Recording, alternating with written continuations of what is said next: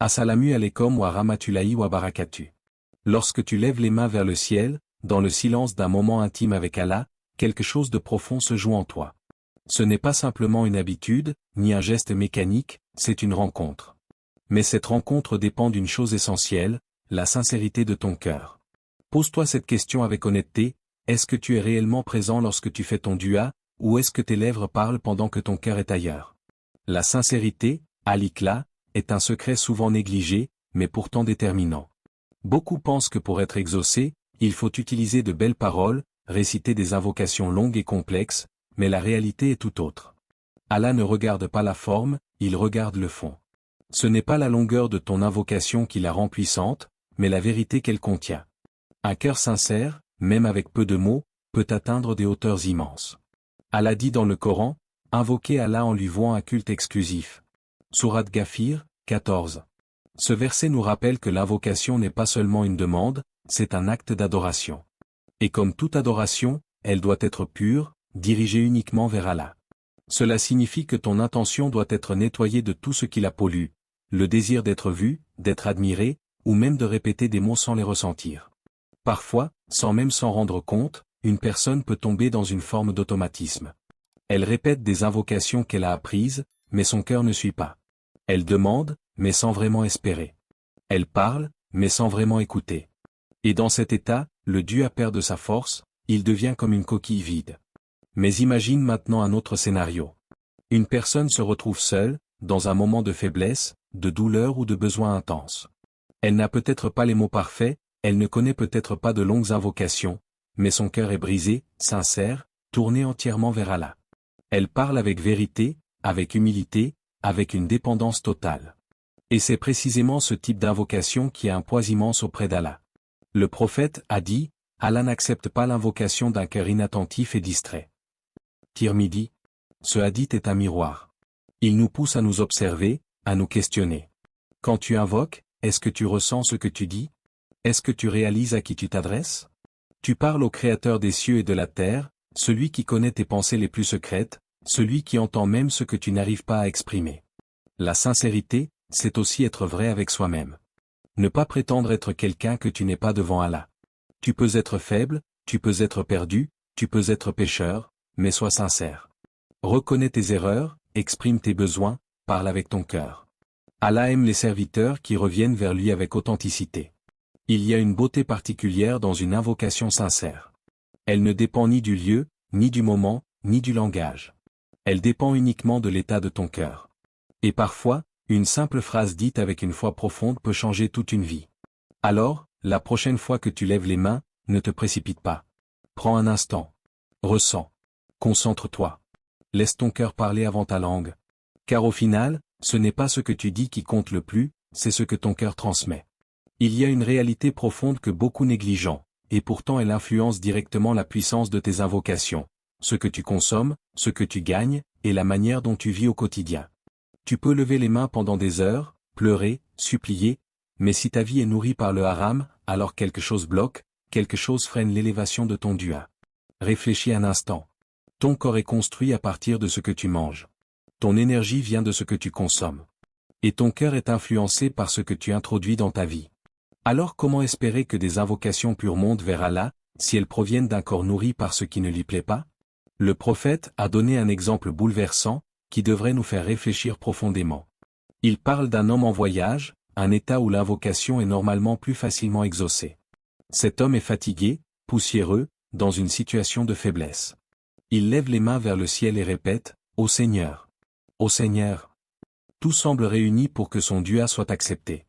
Mais ensuite vient une réalité frappante, sa nourriture est illicite, sa boisson est illicite, ses vêtements sont illicites, et il s'est nourri du haram. Et le prophète dit, comment serait-il exaucé? Muslim. Ces mots sont puissants. Ils ne signifient pas qu'Allah ne peut pas répondre, mais ils montrent qu'il y a un obstacle majeur. Comme si cette personne avait fermé elle-même une porte qu'elle essaie ensuite d'ouvrir par ses invocations. Allah est pur, et il aime la pureté. Il n'accepte que ce qui est pur. Cela ne concerne pas seulement les actes visibles, mais aussi ce qui se cache derrière, l'origine de ton argent, la manière dont tu travailles, la façon dont tu consommes. Aujourd'hui, dans un monde rempli de tentations et de facilités, il devient parfois difficile de faire la distinction entre le halal et le haram. Certains ferment les yeux, d'autres se disent ce n'est pas grave, mais les conséquences spirituelles sont bien réelles. Chaque bouchée, chaque gain, chaque choix laisse une trace sur ton cœur. Et ce cœur, c'est celui-là même qui invoque Allah. Lorsque tu fais attention à manger halal, à gagner ton argent de manière licite, à éviter ce qui est douteux, tu es en train de purifier ton intérieur. Tu es en train de préparer ton cœur à être plus proche d'Allah. Et dans cet état, ton dua devient plus sincère, plus léger, plus élevé. Ce n'est pas seulement une question de règles, c'est une question de relation avec Allah. Choisir le halal, c'est dire à Allah, je veux te plaire, même dans les détails de ma vie. Et cette intention transforme tout. Peut-être que certaines personnes se demandent pourquoi leurs invocations tardent à être exaucées. Elles cherchent des réponses dans les mots, dans les moments, dans les formules, mais oublient de regarder leur propre vie. Parfois, la réponse ne se trouve pas dans ce que tu dis, mais dans ce que tu fais. Purifier sa vie, c'est un processus. Cela demande des efforts, des sacrifices, parfois des choix difficiles. Refuser un gain facile mais douteux. S'éloigner d'habitudes installées. Revoir ses priorités. Mais chaque effort est vu par Allah, et chaque pas vers le halal est un pas vers une connexion plus forte avec lui. Imagine un cœur propre, un corps nourri par le licite, une vie construite sur ce qui plaît à Allah, et ensuite, ce même cœur se tourne vers Allah en invocation. Quelle force, quelle lumière, quelle sincérité dans ce dua. Ce n'est plus simplement une demande, c'est une parole qui monte avec pureté vers celui qui est pur. Et dans cette élévation, il y a une promesse implicite. Lorsque tu fais des efforts pour purifier ta vie, Allah ouvre pour toi des portes que tu n'imaginais même pas. Il y a une épreuve silencieuse que beaucoup de croyants traversent sans même s'en rendre compte, celle de l'attente. Tu invoques Allah avec espoir, tu répètes ton dua avec insistance, puis les jours passent, les semaines s'écoulent, et rien ne semble changer. Alors, une pensée s'installe doucement, pourquoi je ne suis pas exaucé? Et parfois, cette pensée devient fatigante, puis un abandon. Beaucoup de gens arrêtent trop tôt. Ils invoquent quelques jours, peut-être quelques semaines, puis ils se découragent. Ils regardent leur situation, ne voient aucune évolution visible, et concluent que leur dua n'a pas été accepté. Mais cette conclusion est une erreur. Une erreur qui peut te priver d'un immense bien. Le prophète a dit, l'invocation de l'un de vous est exaucée tant qu'il ne dit pas, j'ai invoqué mais je n'ai pas été exaucé. Bukhari et Muslim. Regarde bien ce hadith. Il ne dit pas que ton dua n'est pas accepté, il dit que c'est ton impatience qui devient un obstacle. Le problème n'est pas qu'Allah ne répond pas. Le problème, c'est que tu t'arrêtes avant même de voir sa réponse. Car oui, Allah répond toujours. Mais pas toujours de la manière que tu attends. Parfois, il te donne exactement ce que tu demandes. Et dans ce cas, tu ressens une joie immédiate, une satisfaction claire. Mais parfois, Allah voit ce que toi tu ne vois pas. Il connaît les conséquences, les dangers cachés, les réalités invisibles. Et dans sa sagesse, il choisit de ne pas te donner ce que tu veux, parce que cela pourrait te nuire. À la place, il repousse un mal qui allait t'atteindre. Un mal que tu ne verras peut-être jamais, mais dont tu as été protégé grâce à ton invocation. Et parfois encore, Allah retarde la réponse pour te réserver quelque chose de bien plus grand, dans l'au-delà. Une récompense immense, éternelle, bien au-delà de ce que tu avais demandé. Mais le problème, c'est que nous sommes pressés. Nous vivons dans un monde où tout doit être rapide, immédiat. Nous voulons voir les résultats maintenant. Et lorsque cela ne se produit pas, nous doutons, nous nous fatiguons, nous nous éloignons. Or, le dua n'est pas une transaction commerciale. Ce n'est pas je demande aujourd'hui, je reçois demain. C'est un acte d'adoration, une preuve de foi, une relation vivante avec Allah. La patience dans l'invocation, c'est une forme de confiance profonde. C'est dire, Ya Allah, je sais que tu m'entends. Je sais que tu réponds. Même si je ne vois rien pour l'instant, je continue. C'est rester constant, même dans le silence apparent. Et parfois, ce silence est en réalité une préparation. Allah est en train d'organiser les choses, de placer les événements, de préparer le moment parfait. Mais toi, tu ne vois qu'un vide, alors qu'en réalité, tout est en mouvement. La patience purifie aussi ton cœur. Elle te détache du résultat immédiat pour t'attacher à Allah lui-même.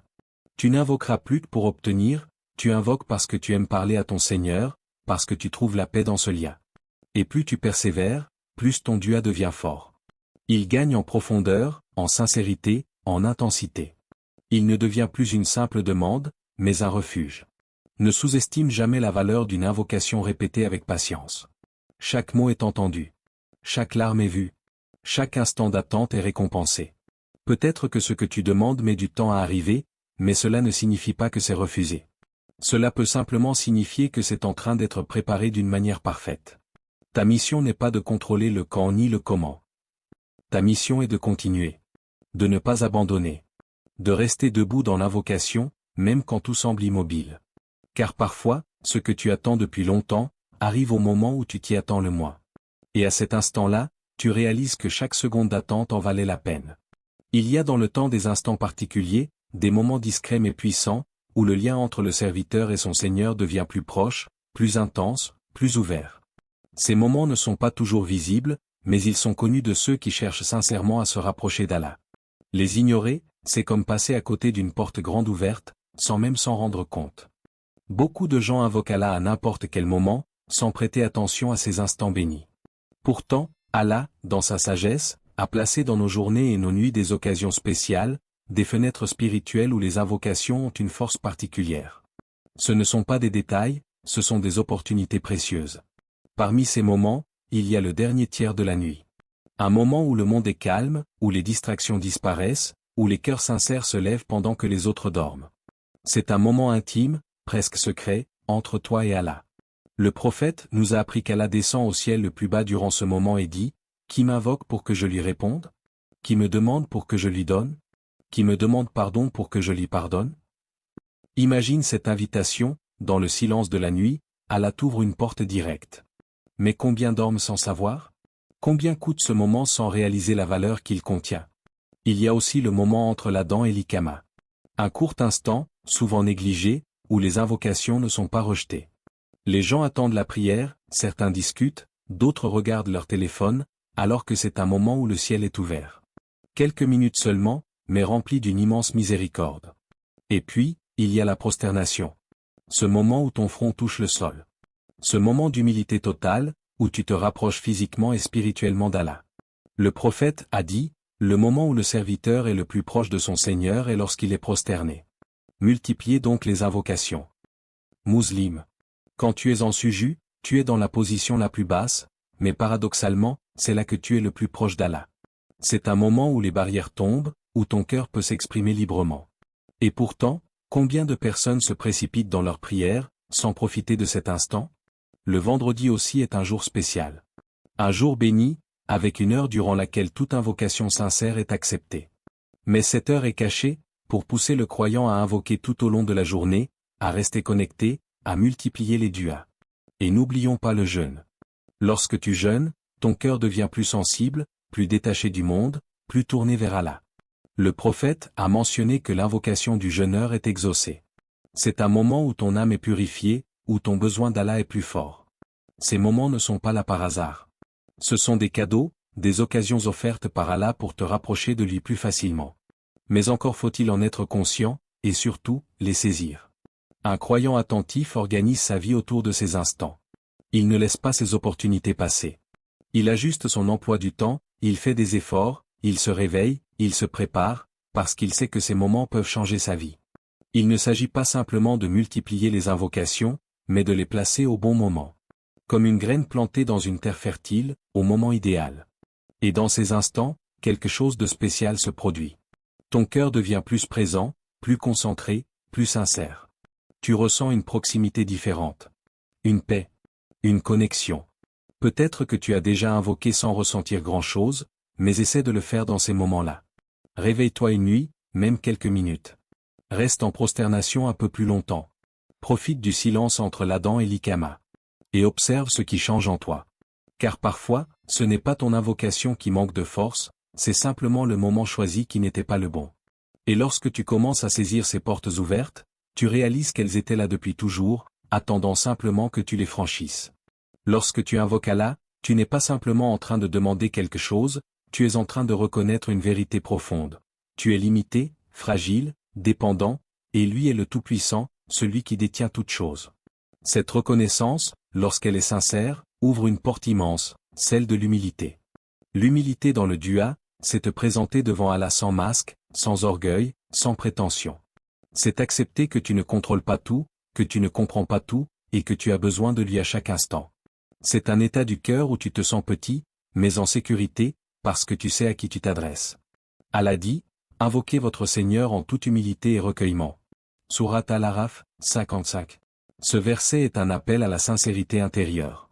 Il ne s'agit pas seulement de baisser la voix ou de choisir de beaux mots, il s'agit de descendre profondément dans ton cœur et de reconnaître ta réalité. L'orgueil, même subtil, peut s'installer sans que tu t'en rendes compte. Parfois, une personne invoque tout en pensant qu'elle mérite d'être exaucée, qu'elle a assez fait, qu'elle a droit à une réponse. Mais cette attitude ferme les portes. Car le dua n'est pas un droit que tu réclames, c'est une faveur que tu implores. L'humilité, c'est aussi accepter de venir à Allah même lorsque tu es fautif. Même lorsque tu as péché, même lorsque tu te sens éloigné, même lorsque tu penses ne pas être digne, c'est précisément dans ces moments que ton dua peut être le plus sincère. Car tu viens sans prétendre être parfait. Tu viens tel que tu es. Et dans cet état, ton cœur s'ouvre. Tu parles avec vérité. Tu ressens chaque mot. Tu ne joues pas un rôle, tu es réel. Mais l'humilité seule ne suffit pas. Elle doit être accompagnée d'une confiance totale en Allah. Une certitude profonde, inébranlable, que ton Seigneur t'écoute. Que chaque mot que tu prononces est entendu. Que chaque larme que tu verses est vue. Avoir confiance en Allah, c'est croire en sa sagesse, même quand tu ne comprends pas.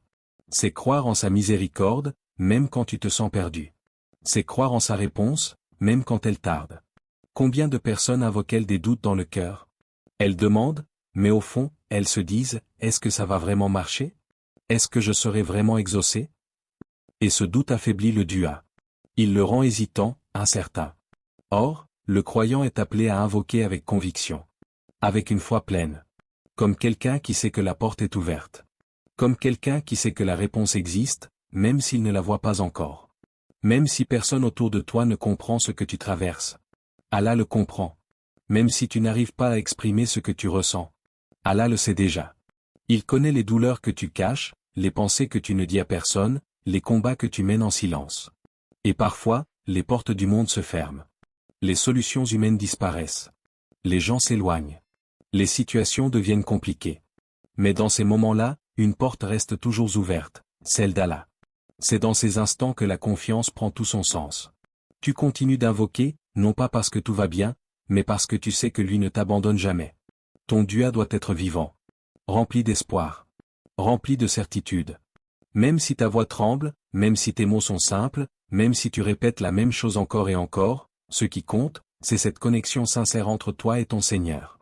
Il y a une force immense dans un cœur humble qui fait confiance à Allah. Une force invisible, mais réelle.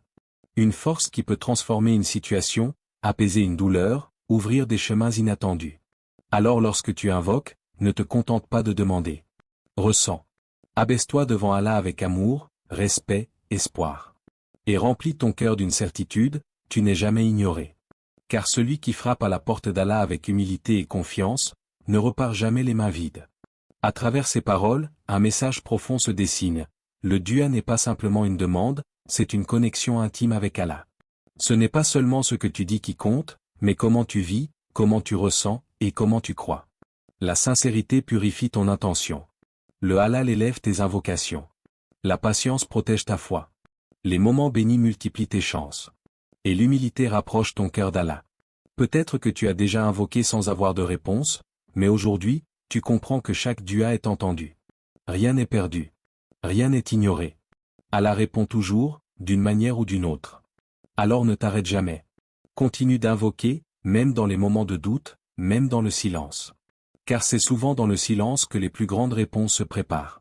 Index revers pointant vers la droite blanc. Abonne-toi à l'Islam Connect, partage cette lumière autour de toi, et sois une cause de bien pour les autres. Personne avec les mains jointes, merci d'avoir ouvert ton cœur à cette parole. Que la paix d'Allah t'accompagne dans chaque étape de ta vie.